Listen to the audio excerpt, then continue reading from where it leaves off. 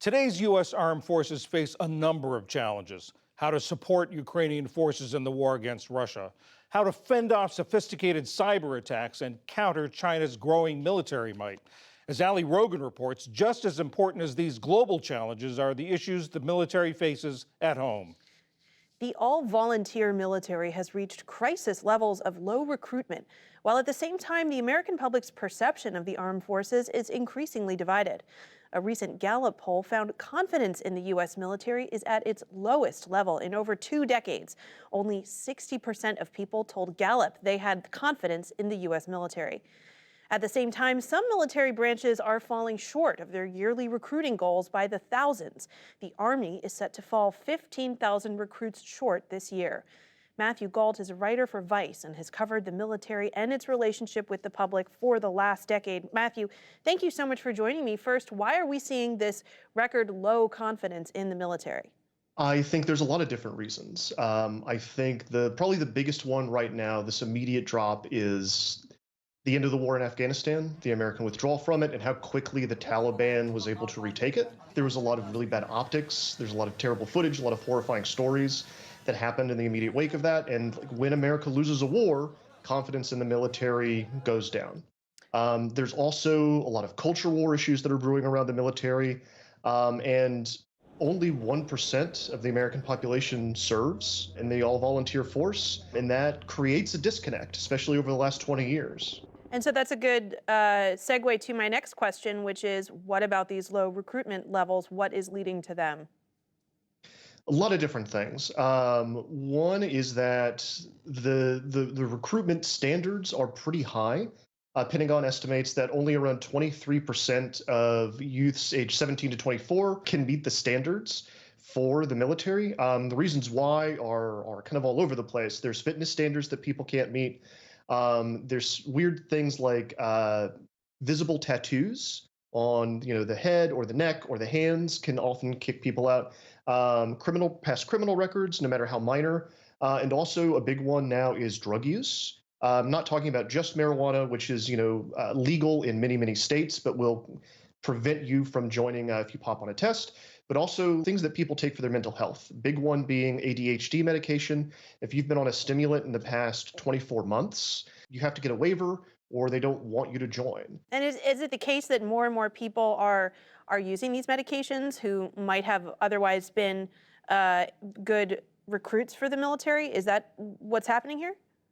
Yeah, absolutely. There's a lot of people that smoke marijuana casually, don't have a problem with it, and are able, would be fine active service members. If they changed the recruitment standards, I think they would get a lot more recruits.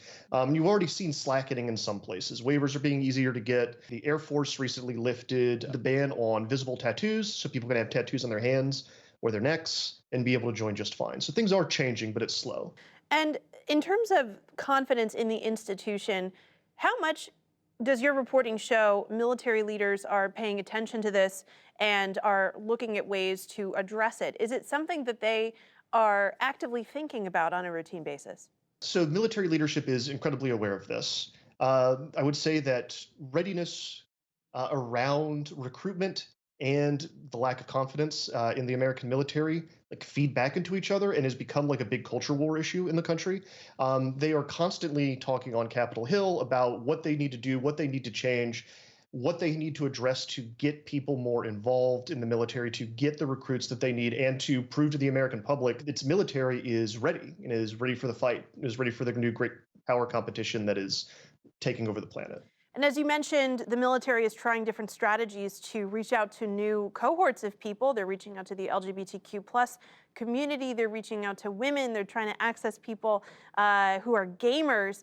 And yet some of these efforts have landed them in the hot seat with conservatives who accuse them of engaging in the culture wars and of being too, quote, woke. So how is the military addressing this paradox? You're already seeing kind of how the military addresses this paradox.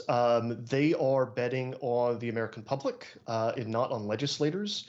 And in some cases, I would say even attempting to punish legislators in some interesting ways. The most clear example of this is Tommy Tuberville, who sits on the Senate Armed Services Committee, and he's from Alabama.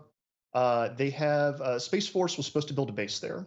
Space Force, this new force that's very technically advanced. Tuberville is preventing over 200 military promotions and has been. Why is he doing this?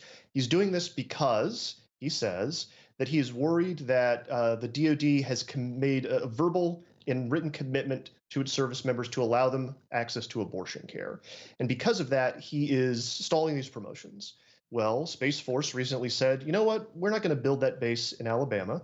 We're going to go ahead and we're going to stay in Colorado. There's a bunch of different reasons why this happened. One of the biggest is that Space Force requires like a highly educated, highly technical class of recruit. And it's also doing a lot of outreach to women. And access to reproductive health care is a number one issue with that demographic. And they're not going to want to move to Alabama where, their access to reproductive freedom is curtailed. What sort of impact is this not only having on the day-to-day work that the military does? You mentioned readiness earlier, but certainly as it looks towards the future, we're moving out of a war against terrorism posture into this great power competition era. And certainly there's a lot happening in terms of the military's overarching mission. How are these twin issues affecting those endeavors?